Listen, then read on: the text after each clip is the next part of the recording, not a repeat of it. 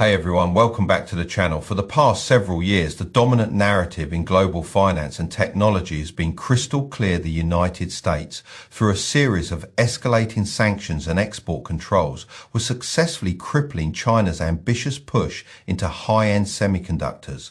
The goal was simple: to freeze their progress, maintain a technological gap, and ensure Western dominance in the single most important industry of the 21st century. We heard about Huawei being brought to its knees, SMIC being blacklisted, and a future where China would be permanently relegated to producing low-end legacy chips.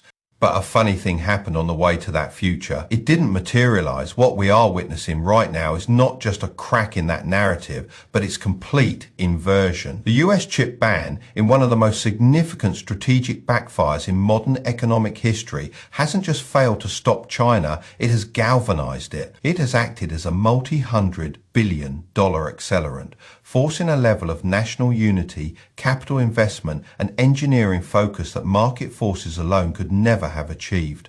It was a face Sputnik moment, for Beijing, and the results are starting to become undeniable. The Huawei Mate 60 Pro, with its internally designed and manufactured 7nm chip, wasn't a fluke. It was a warning shot. It was proof that the blockade was porous and that the unstoppable force was no longer US policy, but China's domestic substitution imperative. This has created one of the most asymmetric state-backed investment opportunities of our lifetime. The West has been told to ignore this sector, to disinvest, to fade a risk. Meanwhile, China is building a parallel, self-sufficient, and absolutely massive semiconductor ecosystem. And today, we're going to talk about the companies at the very heart of it. These aren't just companies, they are instruments of national policy with a captive market of 1.4 billion people. Today, I'm breaking down 4 Chinese semiconductor stocks that, thanks to this strategic miscalculation, are now fundamentally unstoppable.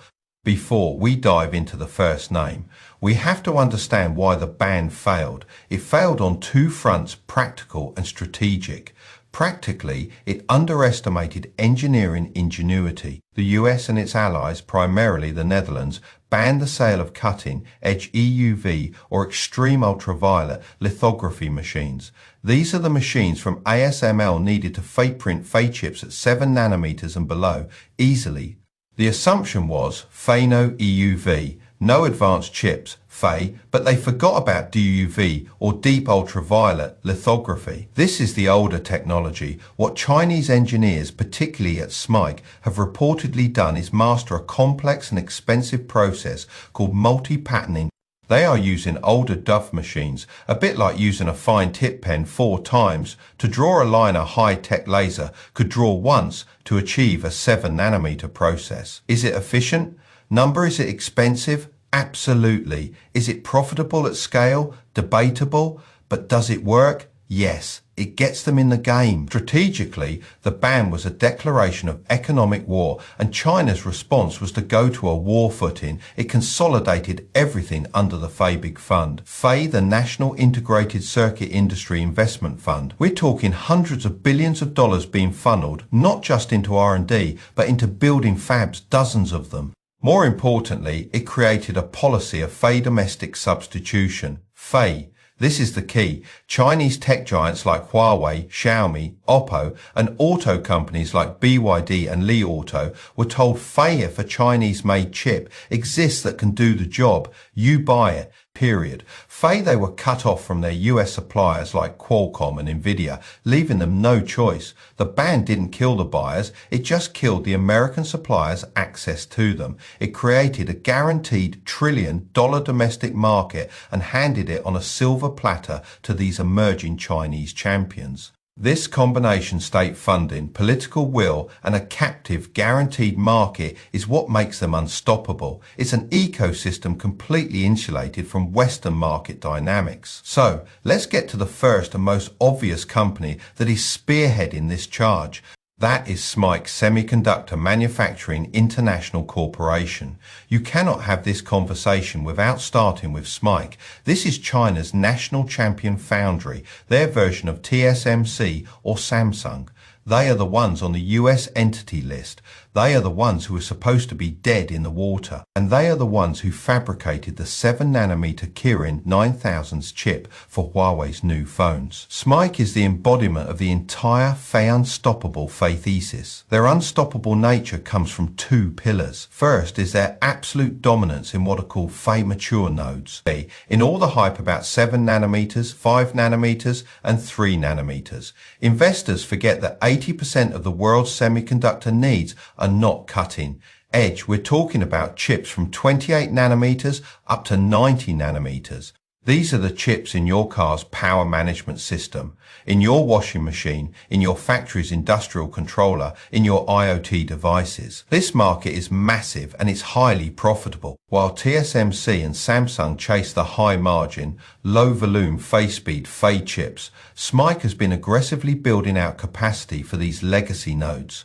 The US sanctions barely even target this area. SMIC is now one of the largest foundries in the world for these chips, and its Chinese customers are flocking to them for a secure, non-sanctionable supply chain. This business alone provides a massive, stable cash flow foundation. Second is the Fei-God enough Fei advanced node. The 7nm N-Fei 2 process they built for Huawei is the game changer. It proved to Beijing and the world that they don't need ASML's EUV to get to an advanced node. They can get to a Fei-God, enough Fei process that is roughly equivalent to what Apple's iPhone was using just a few years ago.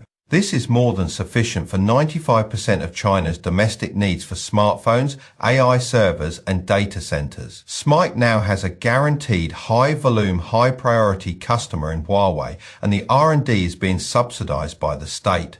Their capex is staggering. They are spending billions upon billions every quarter to build new fabs, effectively dumping so much state-supported capacity onto the market that they will be able to supply China's entire mature node demand and a huge chunk of its advanced demand.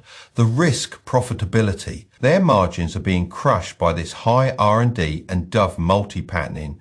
But here's the key. Investors in SMIC aren't betting on quarterly margins. They are betting on a state-backed utility that has been tasked with making China self-sufficient regardless of short-term cost. That is a powerful, unstoppable mandate. Now, you can't build a self-sufficient industry with just a foundry. You need the companies that design the chips, and you need the companies that make the tools for the foundry. This brings me to the second stop, which is my favorite kind of Fei picks and shovels, Fei Play Nora Technology Group. If SMIC is the gold miner, Nora is the company selling them the only pickaxes and shovels allowed in the entire territory. Nora is China's largest domestic manufacturer of semiconductor equipment. They make the etching tools, the deposition tools like PVD and CVD, and the cleaning tools that are all fundamental to the chip making process. Here is why Nora is unstoppable. The US sanctions are not just on chips, they are on the equipment used to make them. US giants like Applied Materials, Lam Research and KLA, along with Dutch champion ASML and Japan's Tokyo Electron, are all banned from selling their advanced tools to Chinese fabs like SMIC. So, if you're SMIC and you have a government mandate to build 10 new fabs, where do you buy your equipment? You have one choice, Nora. Nora's order backlog has exploded. It's a direct one for -1 substitution. Every dollar that Applied Materials loses in China, a significant portion of that flows directly to Nora. The Chinese government is pouring money into Nora's R&D to help them close the technology gap with their Western peers. And while they are still years, maybe a decade behind the bleeding edge that AMAT and Lam are at, they are already far good enough for the mature nodes that, as we discussed, make up the bulk of China's demand. And they are rapidly improving their tools for 14nm and even 7nm processes. Every new fab that SMIC, Hua Hong or any other Chinese foundry builds is a guaranteed multi-billion-dollar order for Nora. This company's growth is no longer tied to free market competition. It is tied directly to the pace of China's state-funded fab build-out, and that build-out is the #1 national priority. The US ban essentially eliminated all of Nora's foreign competition within the borders of the world's largest semiconductor market. You simply cannot find a more powerful, politically enforced economic moat. If you're getting value from this deep dive, do me a solid and hit that like button. It genuinely helps the channel reach more people who are serious about understanding these complex market shifts. And if you haven't already, make sure you are subscribed with notifications on. We're just getting started. So we have the foundry, SMIC, and the equipment maker, Nora. Now we need to look at the faithful FAE designers. These are the companies that, like Nvidia or Qualcomm, design the chips and then have a foundry like SMIC actually build them. The third unstoppable stock is Will Semiconductor, which is better known by the company it acquired. Omnivision, Will Semiconductor is a dominant Chinese fabless company, but they have a very specific and high-growth niche CMOS image sensors, or CIS. These are the tiny, high-tech sensors that act as the FAE's FAE for every piece of modern electronics. Why is this unstoppable? 3 massive tailwinds, all driven by domestic substitution. First, the smartphone market. China has the world's largest smartphone brands: Huawei, Xiaomi, Oppo, Vivo. Historically, the best image sensors came from Sony Japan and Samsung South Korea. Now, Will Semi's Omnivision is the premier domestic alternative. As these brands fade, risk-FAE their supply chains and FAE by Chinese. Will Semi is capturing enormous market share. They are designing higher and higher pixel, count sensors, competing directly with Sony at the high-end second. And this is the even bigger story: automotive. The EV revolution, which China is leading with companies like BYD, is fundamentally a sensor revolution. A modern smart car with its advanced driver assistance systems, ADAS, needs 8, 10, even 12 cameras.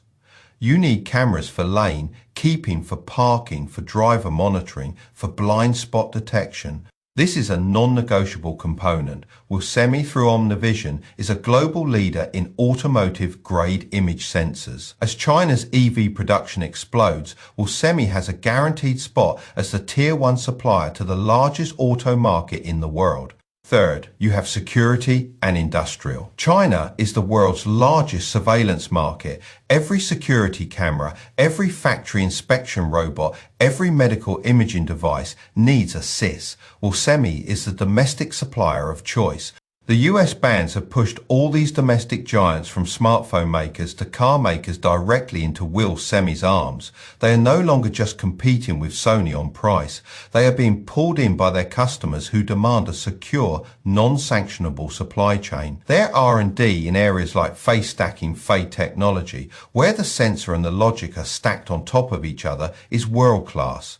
They are a critical piece of the FAE perception FAE layer for all of China's high-tech ambitions, from AI to autonomous driving. This brings us to the fourth and final company. We've covered the foundry, the tools, and the FAEs. FAE now we need to cover the FAE brain, FAE and the FAEmery. FAE fourth unstoppable stock is Gigadevis Semiconductor. Gigadevis is another fabless champion, but they focus on 2 critical, unglamorous, and absolutely essential components: NOR flash memory and microcontrollers, MACUs. Let's start with NOR flash. This isn't the kind of flash memory in your SSD or your phone's main storage. NOR flash is a different type. It's used for code storage in devices that need to boot up instantly. Think of your car's dashboard. When you turn the key, the display and dials show up immediately. That's NOR flash at work. It's in your TWS earbuds, your smartwatch, your television remote, and all the FaeSmart FAE appliances in your home. It's the memory that holds the device's core operating code. Gigadevis is one of the top 3 suppliers of NOR flash in the world and the undisputed #1 in China. Then you have MACUs, or microcontrollers. An MCU is a small computer on a single chip. It's the FAE brain FAE of almost every electronic device that isn't a full-blown computer. Your microwave, your electric toothbrush, your smart light bulb, the power, window controls in your car, they all run on MACUs. This is a massive industry, historically dominated by Western companies like Smicroelectronics, Europy, NXP, Europy, and Microchip. Gigadevis is the Chinese national champion in both. Their FAE unstoppable FAEthesis is, again, pure domestic substitution. As China builds the world's largest IoT ecosystem, every single one of those billions of devices needs an MCU and, likely, NOR flash. As China becomes the world's largest EV manufacturer, every car contains dozens, sometimes hundreds, of marquees. The US sanctions on companies like Smicro and NXP, or just the threat of sanctions, have caused every Chinese manufacturer to panic. They cannot risk their entire production line being shut down because they can't get a 50-cent MCU from a Western supplier. So they are redesigning their products to use GigaDevis's markers and memory. GigaDevis offers a wide portfolio of 32-bit markers based on the open-source RISC-V architecture, which is another move by China to get away from the US-controlled ARM architecture. GigaDevis is at the very center of China's Fei Made in China 2025 Fei&D ambitions. They are the domestic default for the two most ubiquitous chips in all of modern electronics. They don't need to win in America or Europe. They just need to supply their home market, the largest electronics market on Earth, to grow at a staggering rate for the next decade. So let's pull this all together. What we are looking at is the state-sponsored creation of a parallel tech universe. The US ban, intended as a lethal blow, was instead a profound strategic blunder. It removed Western competition, provided unlimited state funding, and gave 4 companies and others like them a guaranteed, captive, multi-trillion-dollar market. SMIC is the foundry, building the foundation on state subsidies and a captive Huawei. Nora is the tool maker with a legally enforced monopoly on the domestic market. Well, Semiconductor is the Fei eyes, Fei dominating the critical sensor market for China's 2 biggest industries, automotive and smartphones. And GigaDevis is the Fei brain, Fei a ubiquitous supplier for the backbone of China's entire IoT and industrial electronics landscape. Now, I have to be clear. This is not a risk-free investment. These stocks are volatile. They are subject to political whims. Their profitability in the short term is secondary to the national mission, which can be scary for Western investors focused on quarterly EPS. And of course, there is the risk of more sanctions, though it's hard to see what's left to sanction that wouldn't be a full-blown economic blockade. But the Fei unstoppable Fei part of this thesis isn't about the stock price next week. It's about the secular long-term trend. The train has left the station. China is building a self-sufficient semiconductor industry. The political will is absolute. The capital is near infinite, and the domestic market is protected. These companies are the chosen champions to get it done. The US failure to stop them has, in effect, created a new and powerful investment class completely insulated from the old world order. But that's just my analysis. I want to hear from you. Do you agree that the chip ban has backfired? Are you looking at this space, or do you think the political and profitability risks are just too high? And are there any other key Chinese semi-stocks on your radar that you think are being overlooked? Drop your thoughts in the comments section below. I read all of them. Thanks for watching.